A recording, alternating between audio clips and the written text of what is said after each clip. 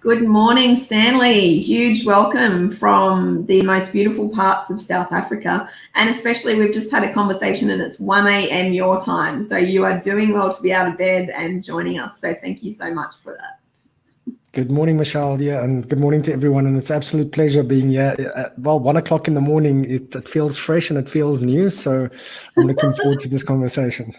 Beautiful. And a massive welcome to all our viewers for our third and final day of the Superhuman Summit, the Energy Series. And boy, has this series had some energy. I was just saying to Stanley earlier, if you're someone who binges content and you've sat and watched each of our speakers so far, already your mind is going to be blown. So today is just going to add to that in the best possible way, of course. So a huge welcome. As you're joining on, we would love you to let us know where you're joining from. Just pop in the comments box who you are and where you're watching from. We'd love to see what kind of eclectic group that we get. And I want to introduce Stanley. He's going to be talking about the 8 steps of creation. So I assume that's different to the 7 days of creation. Is that right? Yeah. Just one more extra step there. Yes. One more extra step. We'll see what the other ones missed out, eh? And I want to introduce Stanley. I'm going to read his introduction because I don't want to get any of it wrong. He's the CEO at Change Creator. He's a consciousness coach. I've never heard of a consciousness coach, so I really want to know more about that. He's a scientist. He's into epigenetics, psychoneuroimmunology, and he has a degree in astrophysics. Now, anyone who is into epigenetics and psychoneuroimmunology is a friend of mine, let me tell you. So when I read those things on your bio on LinkedIn, I think it was, that I got those things from, I was just like, yes, this is a person that I want to speak to. So Stanley very kindly had me on his radio show that he does in South Africa as a promotion for the Superhuman Summit.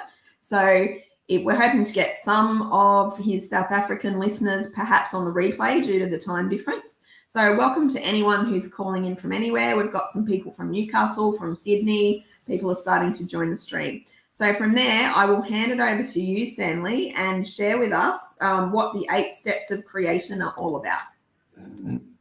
Thank you, Michelle, and thank you to everyone listening. So a little bit of maybe just quick history about me and how I link into the series is that you're right, I started many decades ago, probably about almost 30 decades ago, studying. I was just sitting outside one day, bored, and I wasn't sure what I wanted to do with my life, and I happened to be looking up at the stars, and someone told me, you've always loved the stars, so why not go and study more about it? So I got into the world of astrophysics, and I think what it was about for me more was understanding the universe we live in. And one thing I learned then is that from the micro, this absolute smallest, to the macro, the absolute biggest, everything is made of energy. And it's kind of been a common theme in my life for a long time now, and very much a common theme in the work I do, especially this past, I'd say 1 or 2 years. I've really been starting to connect to this energy work. And I think it's important, Michelle, because I was saying on the radio show the other day is that sometimes what we tend to do is when we look at this thing that we're all striving towards, whatever that it means for us, but the success in our lives, we've all got these puzzle pieces we're trying to put together to understand how to reach our destination. And I think that the challenge is that sometimes we don't get all the puzzle pieces. So sometimes people will get one puzzle piece, but not the other puzzle pieces. And sometimes people will, for example, have things that are already in place for them. But there's one piece missing, and then they'll go to a seminar or listen to someone speak, and it happens to be that piece that's missing for them. And then everything just seems to fall in place. And then everybody around them looks and goes, wow, all I need to do is what that person did. But they don't realize that that person already had many pieces of the puzzle that were fit in. Their puzzle is different. But I think if you use that analogy of the puzzle pieces, I think very often for people, the work around energy is the puzzle piece that's missing, understanding the implications of that. It's often like the last piece of the puzzle that's actually missing for people.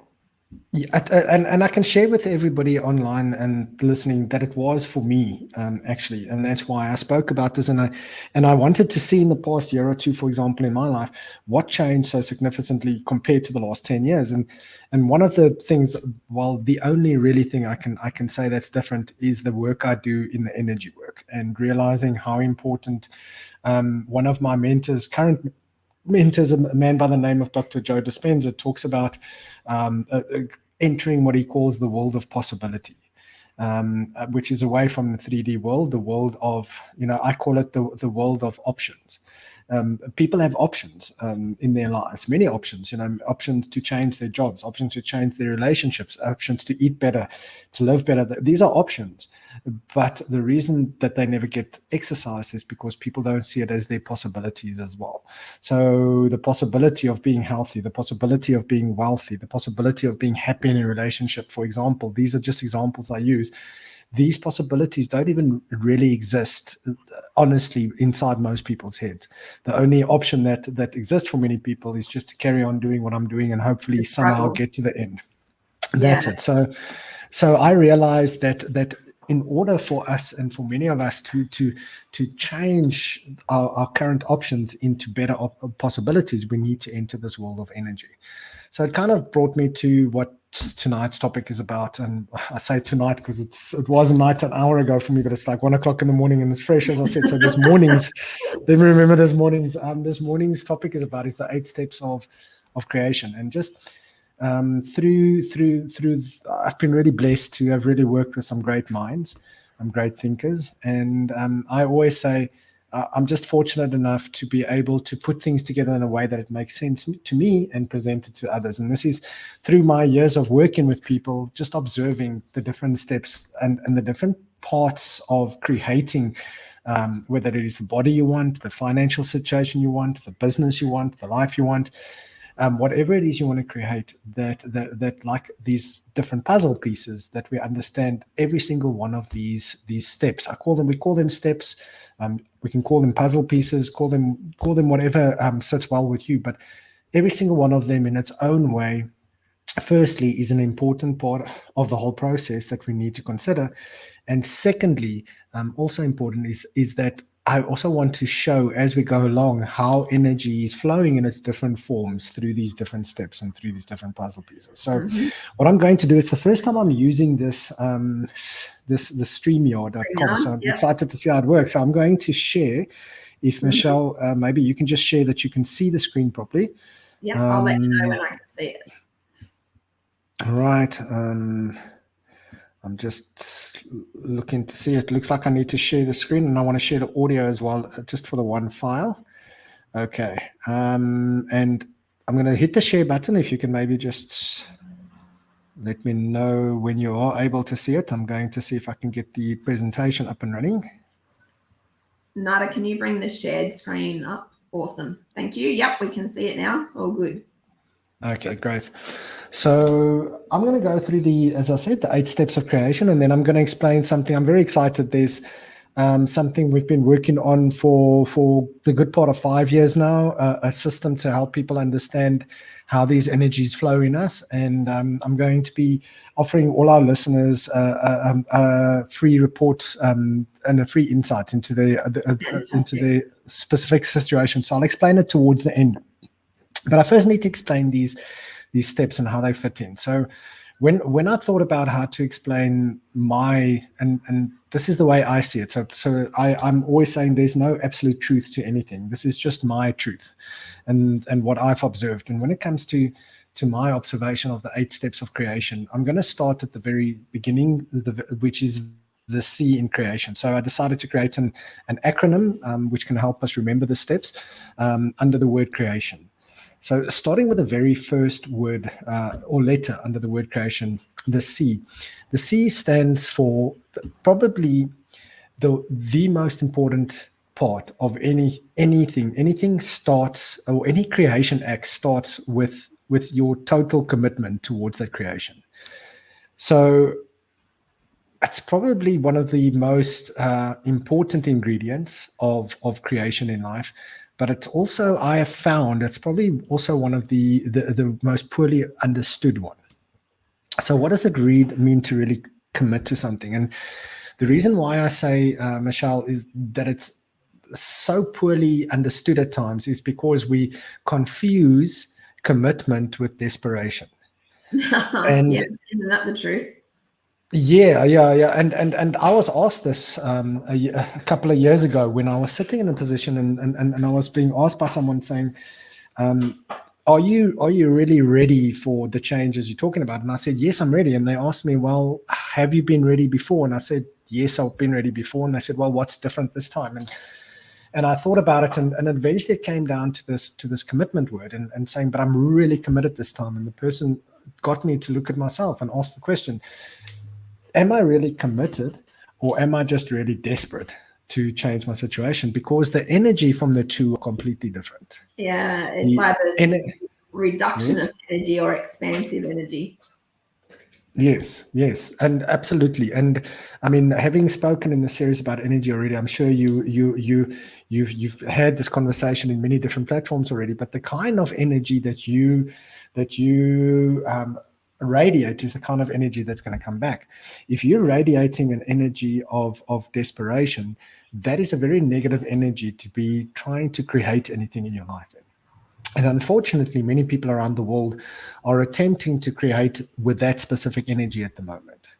It's in a desperate energy. It's a very low energy, as we'll talk about. And I don't know if you're your listeners are aware of this, but there's a great scale in the psychological world when it comes to energy called the Hawkins scale, done by Dr. David Hawkins, and I'll talk about we that love later that scale.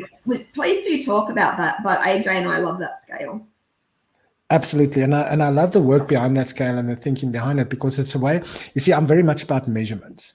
I always say, if you cannot measure, you cannot improve.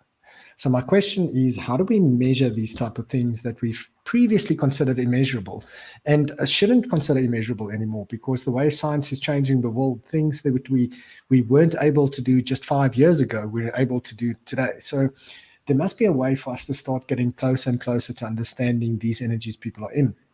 But coming back to what this is about is that there's a very different energy when it comes to being truly committed to your creation than when it comes to just being, as I said again, so many people seem to be finding themselves at the moment desperate just for, I need money, I need this business to work, I need something to change in my life. A very different energy. So commitment. Even the word need that's very overused is what gives you a hint. If you need some kind of hint that you're in that real reductionist kind of reactive energy, then using the word need is the biggest hint to that. If you're using it time and time again, you know that you're in that desperation sort of stage. Absolutely. And as you will know from the way you're talking, I know that what I'm saying will you'll agree with Michelle, because I can hear sometimes, you can hear when someone talks the same talk as you do, but it's really coming from a space of creation. Creation almost like comes more from a space of wanting, of gratitude. We're going to talk about that now, of like almost when you're creating, you're in a spirit, and that's the last step, but we'll get to it now. You're in a spirit of gratitude, so it's almost like you have it already. When you're coming from a space of desperation instead of inspiration, I think that's another way of saying it. When you're coming from that space of desperation, then it's a different feeling. It's a different energy. It's an energy of, I don't have, and I'm longing for something I'll probably never have. So there's a very different energy. Now, how do we pick up which space you're coming from? A very big hint, just for tonight, Michelle, and for all the listeners, is that a very big hint is your words, the words that you use.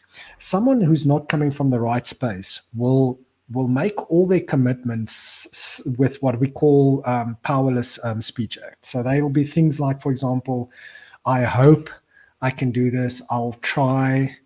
Let's see, you're coming from the I need, I really want, I'm so desperate. You'll hear it in the way people speak. They're coming from the one side. People who come from the side of true commitment, they will start their sentence with something like, I promise, or I commit, or I will, or I am. This is what we call speech acts. And if you hear the difference in power between, I'll try and see if I can lose 10 kilograms of weight in the next year, or I commit that I will lose 10 kilograms of weight within the next year. There's a much big difference.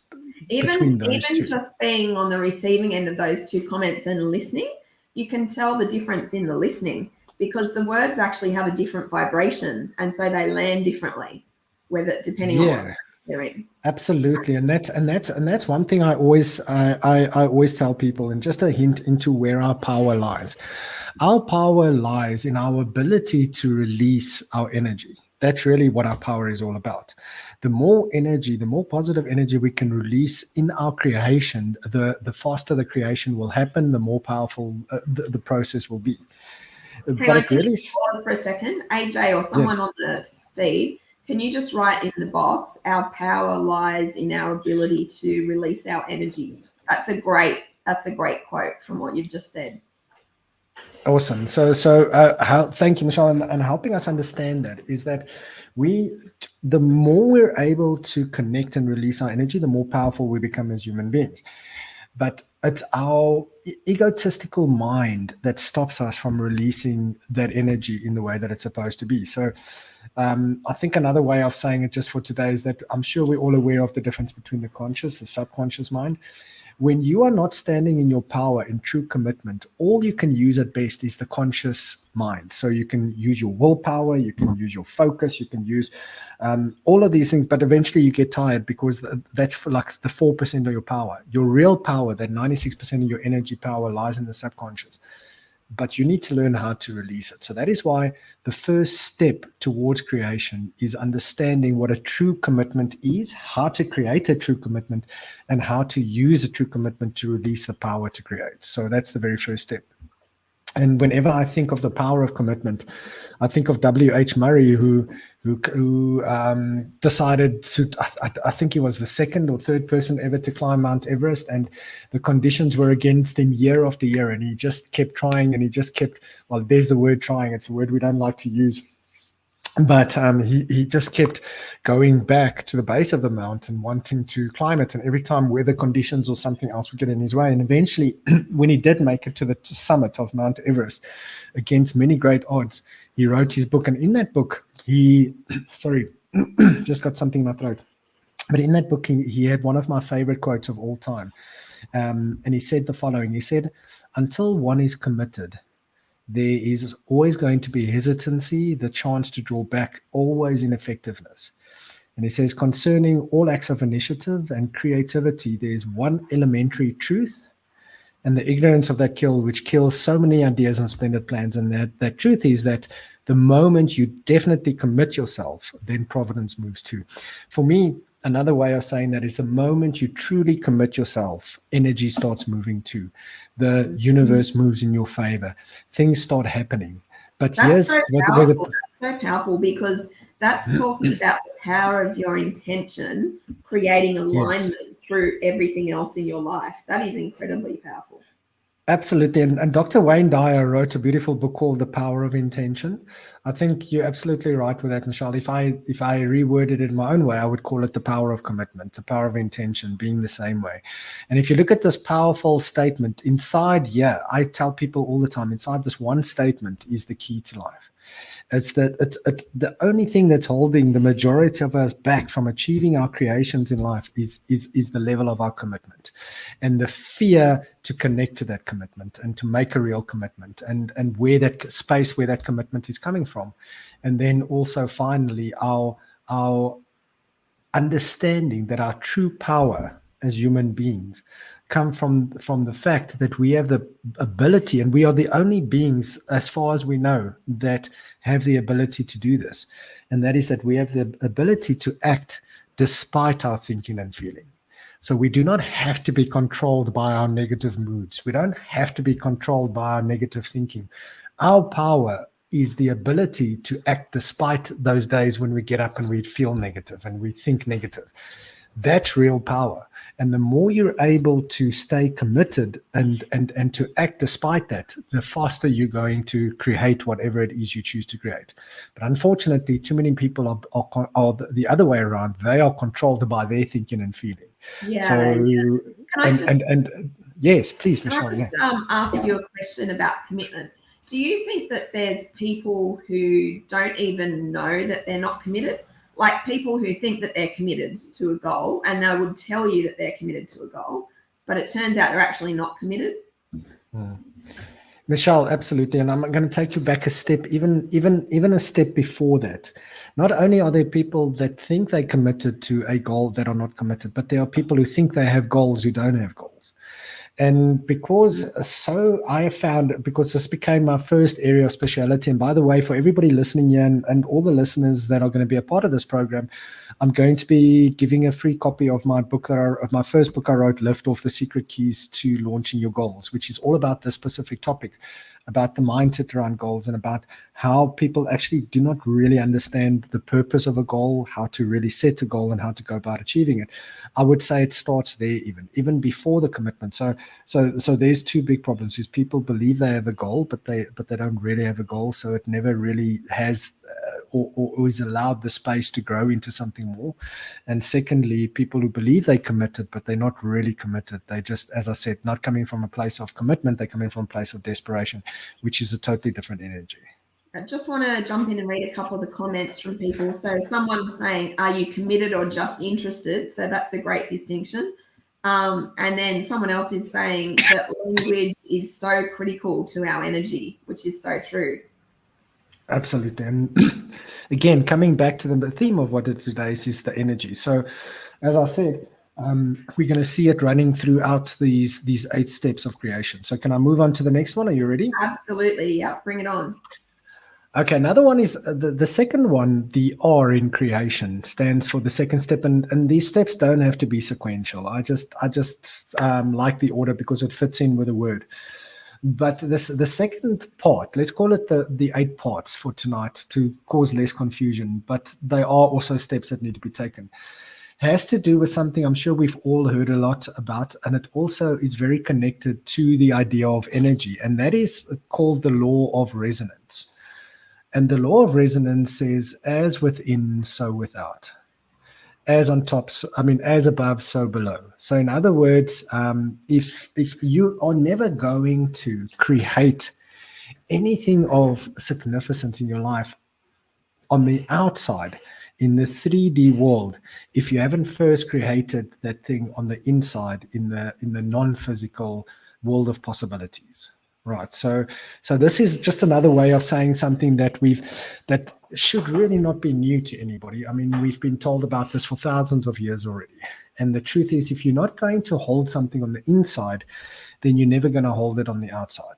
So a very important part of the whole process of creation is to first understand that we live simultaneously on 3 levels. So we live on a physical level. We have an intellectual level, that is our mind, and then we have a spiritual level. So we've got the spiritual, the mental, and the physical. And how creation works, to me, it's kind of like thinking about water, which is the only substance I heard the other day, the only substance that you can find in 3 forms on Earth. So water, when you freeze it, becomes ice. When you heat it, becomes steam. But it's still the same thing. Just because it's in a different form doesn't mean its essence is still the same. The same way, whenever we create something, I believe all of creation happens in the same way. It's in one of 3 phases. It's either a spiritual creation. In other words, that's when we're connecting for the first time in our mind with what the thing is we want to create. So if you're sitting there, Michelle, and you're looking at the table you're sitting in front of you, the chair you're sitting on, the computer you're using, everything around you was first an image in somebody's mind before they created it. This right? is why, can I just jump in here? Because yes. a lot of people, jump online and do these different courses and get educated about manifesting.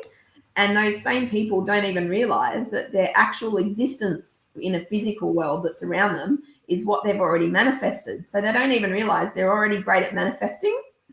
Yes. We all are, and we manifest consciously or subconsciously. I'm sure you're aware of that experiment they did where they created a vacuum, and inside of the vacuum, they they had photons of light, which is the smallest particle you can have, and they were observing these photons of life, and then they took a DNA strand and they put the DNA strand in this vacuum, and what they observed is that the photons of light went and formed around the strand of DNA. Then what they did is they took the DNA strand out of the vacuum and just left the photons of light there. And the photons of light continued to take the form of the DNA strand. And that just became it sounds like a very small experiment, but it actually became a huge experiment in understanding that our very DNA changes the composition of life just by us being here, just by you sitting where you're sitting, just by you walking as you're walking. You are actually changing the fabric of life around you. And that's just your presence. That's just what you're doing unconsciously. Imagine what we're doing consciously. Sorry, yes. No, we had a really powerful talk from someone who's an architect, and she was talking all about how space changes your DNA, how the space around you affects your DNA. It was fascinating. Absolutely. So we're interacting with it and it's interacting with us. So we really need to understand this law of resonance. In other words, you will never have more on the outside than what you have on the inside. So that's really important to understand how to build up your creation inside as much as you work in. I call it male and female energy. We've got different types of energy and we all have a balance of the two. It's just which one we feed more in our lives is the one that's taking predominantly over at the moment. And your male energy is very much your making things happen energy. It seems to have been the predominant energy on the planet for the last a few hundred years, where people are running around and just making things happen.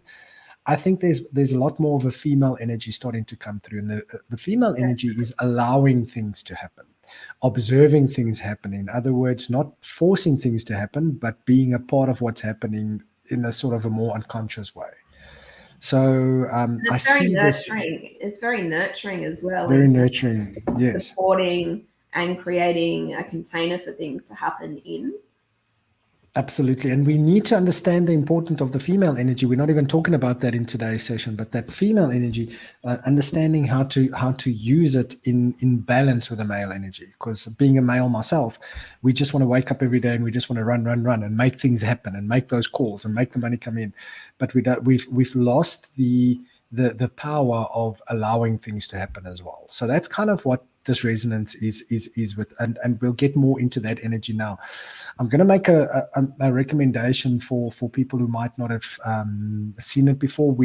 I'm busy with a Monday night group that we run every Monday night, and yeah, in South Africa, we've been doing it for the last 6 months, and we're really studying a very powerful book and program that helps us understand this specific part also in a much better detail. And it's a book called Becoming Supernatural by Dr. Joe Dispenza. Fantastic. Absolutely. So I will highlight. Sorry, can I just jump in? Do you mind just sharing a little bit about Joe Dispenza's story for people that don't know him? Because his story is really interesting. Okay, sure. So what happened with Joe Dispenza? He was a doctor. I think he was physiotherapist in that field, working as a doctor back in the late 1980s, and he was riding in a bicycle race, and somebody knocked him from behind, and he ended up in hospital severely with a severe spine damage, amongst many other things in his body, and was told he would never not only walk but probably never be able to use any part of his body again. And he had started sort of learning a little bit more about the Eastern philosophies, and especially around meditation and around the ability to not connect East with West. So Eastern philosophy along with Western science. And he joined with an organization. Well, first of all, his own personal journey is using what he teaches others to do. He believed that he could heal his body from the inside out. So using the meditative practice, he believed that he could connect to his autonomic nervous system through his own mindset, and that the autonomic nervous system, which was really sending messages to his body, he could send positive instead of all the negative messages he was getting from the doctors. And within, I think, the space of less than a year, after being told he would never be able to use any part of his body below the neck again, he managed to walk out of the hospital. And he decided that he was going to use the same, he was going to study it more closely, and he was going to use the same methodologies to help others. So that's kind of why I love his work, because I'm a scientist myself. And he puts a lot of science. He works with an organization in Australia called the Heart Math Institute, and they've done over 20,000 scans on people's brains and hearts to see how meditation and those type of practices changes the way we think and changes the physiology up to actually changing the genes within our bodies. So that's the work that Joe Dispenza does. Fantastic. Thank you. And just a couple of comments that are coming through here. Someone's saying it's time to co-create consciously at a spiritual level, male and female, and not just in the physical. So important. That's true. And then AJ says she loves that book, and that Joe Dispenza at a vibrational level of 420. So we've had quite a lot of interaction with two people who actually read the level of vibration that people have. So they're the ones that have said that he vibrates at 420, so much in his intellect and brain. And you're about the second or third person to mention the Heart Math Institute. So if we could have the link to the Heart Math Institute put in the comments, that would be fantastic. Absolutely. And you know what? Can I just change one thing one person said there that came upon my heart? And just adding an extra word, when the person said it's time for us to co-create, I believe, Michelle, we are co-creating all the time. I would just change one word in there. I would say it's time for us to co-create consciously. And I think that can maybe be something we can take towards the theme of your next summit that you're going to have on consciousness that you shared with me, is what does it mean to create consciously?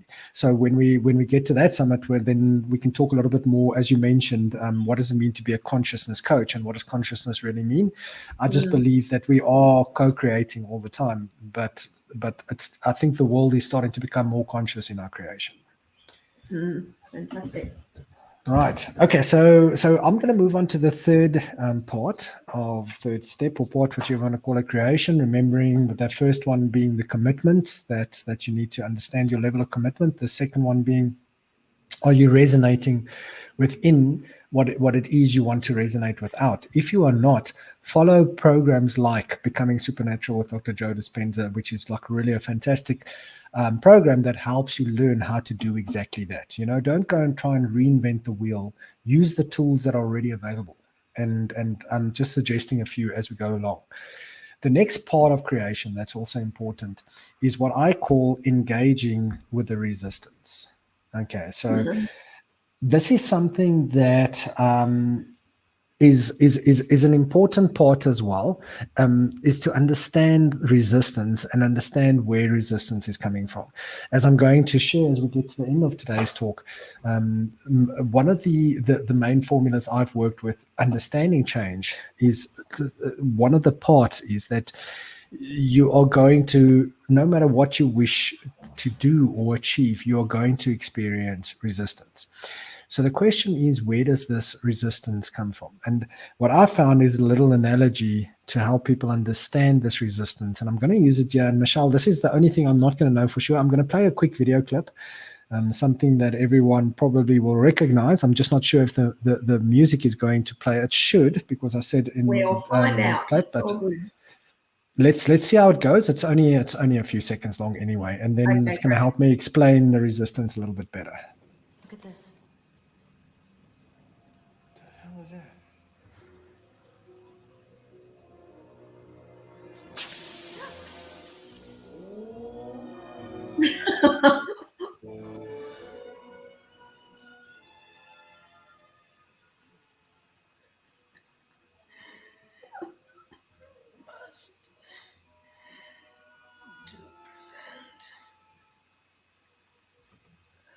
Contest. It's okay. What are you trying to say? To prevent struggle. Okay. So if you can't end it there. right. So if anybody remembers that movie, Men in Black, I love using that little analogy. That little alien in our head is what I call Mr. X. So what I always tell people to imagine Mr. X is this little alien that comes from a different planet. And in order to live on this planet called Earth, he needs what we would need when we were out in space. In other words, he needs a space suit. Otherwise, he can't exist there. Well, we are Mr. X's space suit, and Mr. X is sitting inside our heads. And we all have this little Mr. X that makes us believe that we are the ones making the decisions. But actually, he's the one that's controlling all of us. So that's and I want everybody to remember that little Mr. X as we talk about how he works with us. Now, I'm not going to go into too much detail tonight, but what I'm going to say is that we've got these three parts to our brain. We've got the reptilian brain, which is the oldest part of the brain. It's kind of like the fight or flight system sits there. You know, when it comes to ultimately keeping us alive, that system kicks in. Then the newer part above that is the limbic system, and the limbic system is really where the base of our emotions. It's also where our memories lie. So, in other words, it's about keeping us safe. That system is about keeping us safe, and we have emotional reactions to things that we know might be dangerous compared to things that are good for us. It's all running in that system. And then over and above that system, we've got the neocortex, and the neocortex is the new brain. It's the part of the brain we all recognize. That's the thinking brain. That's the part of the brain that switches off when we're under pressure. Okay, so Mr. X, that little alien, he sits in the limbic system, and he's all about keeping us safe. That's the only thing Mr. X is concerned about. He couldn't care less if we're happy or unhappy.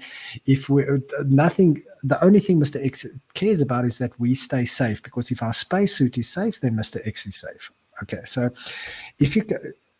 So what I'm going to do with this image above is imagine that big circle that you see in front of you is divided into two parts. The top part is the conscious thinking mind. The bottom part of the big circle is the unconscious feeling, emotional mind. And then you'll see there's a small circle underneath it, which is the body. And a person sitting at this level, we call it the X level, because X is the unknown factor. I know it also connects to Mr. X. Mr. X is sitting there, but every person has a different level in different things in life. So, for example, myself and you, Michelle, and everybody sitting here listening, we've all got a different way that we think about money on the conscious level. Therefore, because of the way we think about money, as an example, we all feel differently about money, so that X in the subconscious level. Because we feel different, we all act differently when it comes to our money, which is the little X in the body there. And then finally the XR, because we all act differently, we all get different types of results. So this represents all of us when it comes to money, relationships, health, whatever it might be. This is also the level we call the level of bondage and the comfort zone, which both actually feel like the same thing. Bondage for many people, because they do not realize that they are bound by their own thinking, their own feeling, their own negative actions, which keep producing their own negative results. But they're bound there, and when you're bound, you don't blame yourself. You're always a victim blaming something outside of yourself. For many people, though, also it's the comfort zone. And the comfort zone doesn't necessarily mean uncomfortable. You can be very uncomfortable in the comfort zone. But Mr. X, and this is kind of what I want to tell you, Mr. X is comfortable in the comfort zone. Because Mr. X, you see, Mr. X, again, doesn't want anything to change. And what does that mean? It means don't do anything differently. Don't change anything, because if you change something, I can't guarantee that you're going to be safe anymore. And Mr. X is all about you being safe. What is safe for Mr. X? Just keep doing what you've done in the past. Don't change anything. Just keep doing that. The fact that you're alive today means you're safe. So keep it. Unless, obviously, there's a very extreme situation that's a danger to you physically, then Mr. X will act. But generally, most people hum along in this bondage, comfort zone most of their life. Now, let's say there's a guy by the name of Mike, or what's a good, let's call him Shane. All right, good South African, good Australian name, Shaney. So Shane Warne used to be our arch nemesis in cricket. Okay, so we'll use Shane. I've heard his name for a long time. Just before you jump into this, I just want to let anyone know who's listening, please do ask questions as we're going. Feel free to put the questions into the box, and then I'll ask those questions of Stanley. So if you're sitting there wondering anything about the slides that Stanley's sharing or some of the ideas, please feel free to ask those questions. Okay, thanks, Michelle. And I'm thinking time-wise, I better move along. So just to let you know, you've got about 5 minutes left. Oh, wow. Okay, then I'm going to have to, I don't know if I can do it in 5 minutes, but let's have a look. Okay, so just moving along, because I think the rest of the stuff I can sort of just touch on. But moving along here, here's Shane sitting, and he's got X-type thoughts about money. because he thinks a certain way, he feels a certain way, he acts a certain way, and let's call it Australian dollars, he makes 5,000 Australian dollars a month. Now, he's not making $5,000 a month because he wants $5,000. He's making $5,000 a month because he doesn't know how to make $50,000. Otherwise, he'd be doing that. But he's sitting there very happy. Now, suddenly, one of Shane's friends invites him over and says, come with me to a seminar. And he goes to a new seminar where suddenly he gets introduced to a new idea about how to invest his money. So in other words, he's now moving to the next level, which is the level that we call the level of reasoning. So now this brand new idea comes from the outside into his thinking conscious mind, and suddenly he's got a new idea, and it makes absolute perfect sense. But here's the thing, as long as that idea just sits in the conscious mind, nothing changes. You see, because Mr. X, remember back Mr. X, all he does is he gets a warning, a new idea, and you want to change something. And what he does is he goes to that list of drawer of that we call excuses, and he just picks up one excuse. Now's not the right time. I don't have the money. I'm not smart enough to do this. The economy is really bad. I think I should rather start looking at this next year. Whatever the excuse might be. As long as that idea just stays in your conscious mind, nothing changes. But now, when we start doing the real work and we really start engaging with our commitment, suddenly this new idea moves into our body. So we start feeling excited about it. We start getting really a sense of, I know I want this. It's different than just saying something I want. Now I'm actually committed to it. This is when Mr. X really jumps into action. In other words, now you're going through the subconscious emotional mind. This is when that new why idea is going through the subconscious into the body. And when that happens, Mr. X goes from DEFCON 5 to DEFCON 2. In other words, he goes to full-scale war. And he releases a whole bunch of chemicals into our body and a whole bunch of negative energy into our body. And what we do is we tend to experience it on a conscious level. We start to worry. Is this really going to work out? Am I making the right decision? On a subconscious, we start to experience fear, and in our body, we experience it as anxiety. And then we hit what we call the terror barrier. And if we do not have the required level of energy and power, for most people, when they hit that terror barrier, they bounce right back to the comfort zone. And they go, whoa, I almost took that chance. I almost invented that money. I almost started that diet. I almost went on that date. But luckily, I stopped myself last minute. And you know what we call it? We call it, what do they call it? Not fate, but we call it a sign. I had a sign inside me that this wasn't the right time. And all that sign actually is Mr. X winning over us once again. So coming back to what we were saying is be aware of the power of Mr. X and realizing that it's not really you, not the true you that's stopping you, but understanding what Mr. X is a big part of engaging with the resistance. So tell us, Stanley, you've now got 2 minutes. What's the T and the I and the O and the N stand for? I know I'm going to run through the last few. Okay, so anybody who wants to know more, obviously we'll engage at some stage and I'll share it with you in more detail. But let me quickly run through the last. So the A stands for acknowledging the polarity. This is an extremely important part that people miss out. And acknowledging the polarity means engaging with the possibility of failure as much upfront as you engage with the possibility of victory. Not because you're giving energy to the failure, but because at the same time, one thing is born, its opposite is born at the same time. You cannot have one without the other. Everything has its equal opposite. But when we acknowledge the opposite, it does not have to come and become an energy in our lives, if I can make it that point. But when we resist the opposite, it sometimes we do give it the opportunity to, because it needs to be created in some way. It can only be created through our acknowledgement, but if we don't acknowledge it, then often it becomes a physical creation. So that's all I'm going to say about it now, is that we've been taught not to focus on the negative, but it is important to acknowledge the polarity, the opposite. So I don't know if that makes much sense, but it's an important part of creation and working with the energies as well.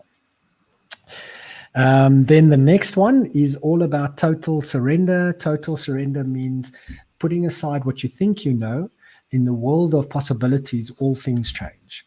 In the world of the energy of possibility, all things change. So that's, again, just understanding how to do your practices that really release the energy, whether those practices are your meditation, your yoga, your Ayurvedic type eating, what you're putting into your body, how you're releasing and working with that energy. Very important to surrender to it. The final steps under then is, I wish I had more time to talk about this one, because this one is absolutely important. Stanley, And that's let me just jump in for a second. We've had someone share an idea, and I think it's a good idea. If you just finish the creation steps here for the actual talk, but if you can jump back into the Superhuman Summit group and go live and go through those last 4 steps in more detail, like almost like a part 2 of your talk. Are you happy to do that? Because people are really wanting to know, the detail of the other 4 steps. Okay, I'm very happy to do whatever will help people get the most information. I apologize. I think I managed my time poorly, but it was no, it's all good. But we're just trying to get the best of both worlds, because we've got to go to another speaker, but we want to hear what you've got to say. So okay, so what is your recommendation, Michelle? How should I go about this? So just quickly talk us through the last couple of steps. Okay, the last couple of steps. Okay. Yeah, but in addition to that, do a live stream into the group and go into detail about the last 4 steps. Okay, if you can tell me how to do that, I'm happy to do that. All right, so I'm going to just quickly move through the last bit. The ignite your anger energy. We have been taught from a young age that anger energy is bad. But what I'd like for people to understand is that anger energy could be the most useful energy you can have. It's like nuclear energy. You can use nuclear energy to light up a city, or you can use nuclear energy to blow up a city. If we can just learn how to use anger energy, and anger energy doesn't have to be you're angry, it's a creative type energy. If we can learn how to release that energy and use it, then it really goes a long way towards whatever our creation is. So that's the next part. The second last part is all about observing and acting. So there becomes a time when you go fully into your female energy. You move from the male energy into the female energy.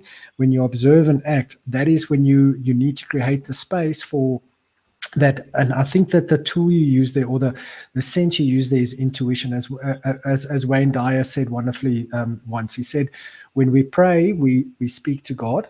When we use our intuition, God's speaking back to us. How do you connect to that intuition? And in very short, all I'm going to say is that in order to connect to that, there's two things that you really need. The first one being you need to be present, and that's why the work of Eckhart Tolle is so significant part of this, is how do we create a level of presence so that we can hear these messages and we can connect to that possibility. The second one being space. You need space. We, unfortunately, for many of us, have so much going on in our minds and in our lives that we don't have the space to receive these messages. How do we create that space? And then the final thing, the N in creation, stands for never-ending gratitude, which is all about understanding that the most powerful energy in the universe is gratitude. And learning to have gratitude for your creation before it's even become a physical manifestation is probably one of the fastest ways you can use to bring that creation to you in a much more timely manner. Okay, so finally, Michelle, and then if you have any questions, what I'm going to say to everybody is that I'm going to give the link for everybody to go and I don't know if I should give the link, or you will give the link as I understand it, Michelle. So I'm going to leave that up to you. But part of the offer is going to be, number one, for everybody to get a free copy of the book Liftoff, which is about explaining these concepts, but on terms of setting your goals. And then the second thing is I'm going to invite everybody to go and do a free Ready, Set, Go report. So this is going to be a list of 50 questions, which are all multiple choice questions, which they answer from 1 being I agree to 5 being I strongly disagree type of thing. And everybody can choose one. When they what they're going to need to let you know, Michelle, is which one they'd like to choose. There's one that looks at your financial situation, there's one that looks at your health, and there's one that looks at your business. We're also busy working on one that works with relationships. So the first thing that we'll do, and I'm just going to explain this just in a minute, and then I'm going to hand over to you, is that you will get a change creator formula report feedback. This takes a look, as you'll see, here's the formula in front of you, and I just put it there for fun. being an astrophysicist, working with formulas, I love these type of things, being able to put things in a formula. But basically what this is going to give you, it's going to give you an insight as to where your commitment level towards your goal lies compared to your resistance, because that is when change takes place, when your commitment is greater than your resistance. So on the one side, on the right-hand side of this formula is all the variables that look at your commitment. On the other side is the resistance. So what you're going to receive then is a ready, set, go report that's going to give you a couple of things. One thing, it's going to show you how ready you are for change, how set up you are, and are you ready to keep going psychologically. So that's why you're going to firstly look at that, the system for finance, health, business, or relationships. As I said there, number one, you need to be ready for change. Are you ready? Secondly, have you been set up correctly? And thirdly, you need to have the right psychology to keep going once you're doing that. Once you get that, as you will see here, you'll also get back a look at your change creator score. So in other words, where's your level of commitment compared to your level of resistance, which tells us a lot about the state of mind a person is in when they're creating the change. The next thing we're going to take a look at is we spoke about the Hawkins vibrational scale. So in that specific area you're working on, we're going to take a look at where you are on the scale. Are you on the level of being discouraged? How do we get you to the level of encouragement, which is easy enough to get to, but then really the hard work of getting to the level of courage and mastery in whether it be whichever area you're in. So just seeing where you're at. The last thing second last thing we'll take a look at is your barrier point. What is the point that's preventing you from being able to move forward in that specific area of your life? Where is it sitting stuck? And then finally, all of those things together will also then give each person in the area they're working on a specific action plan for them. That probably you could have 1,000 people doing it, but every person would have a different action plan depending on their situation. So I thought I would just mention that to the audience as well, to look out for this and to feel free to go and do the assessment. Once they've done that, then I will, from our side, we will send them the report that'll have all of these details. And it's a really great look to see where are the areas that are keeping you stuck in that specific area that you're wanting to change in your life. Okay. So fantastic. Yeah, that's it from my side, Michelle.